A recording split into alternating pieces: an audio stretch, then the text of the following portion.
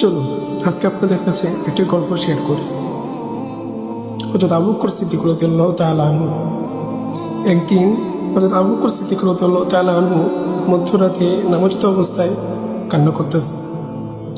ওনার কান্নার কারণে নামাজের জ্ঞান শেষ করতে পারতেছেন না। তো তখন হঠাৎ একজন সাহাবী এসে হযরত আবু বকর সিদ্দিক রাদিয়াল্লাহু তাআলা আনহুকে বলতেছেন, হে আবু বকর, আপনি কেন কান্না করতেছেন? আপনার কিসের ভয়? কারণ রাসূল সাল্লাল্লাহু আলাইহি ওয়াসাল্লাম দুনিয়াতে থাকাকালীন তো আপনাকে জান্নাতের সুসংবাদ দিয়ে গেছেন, আর আপনি তো আশরা মুবাশশিরের প্রথম জন, অতএব আপনার তো জাহান্নামের কোনো ভয় নেই।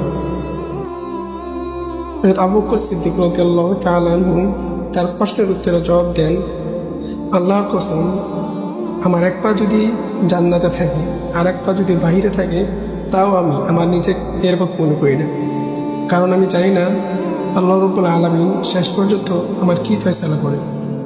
আমি ভয় করি এই কারণে যে আমার হয়তো কোনো ভুলের কারণে আল্লাহ রাব্বুল আলামিন আমার জান্নাতকে হারাম করে দেন।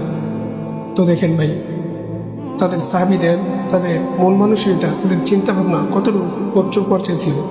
বলছে আমরা বেশি থেকে বেশি কিছু একটা ভালো কাজ করলে বা কিছু করি, আমরা মনে করি যে আমরা তো জান্নাতে চলে যাব। এতই সোজা জান্নাত। নিজের চিন্তা ভাবনাকে এবং ধারণাকে এবং নিয়তকে পরিশুদ্ধ করুন।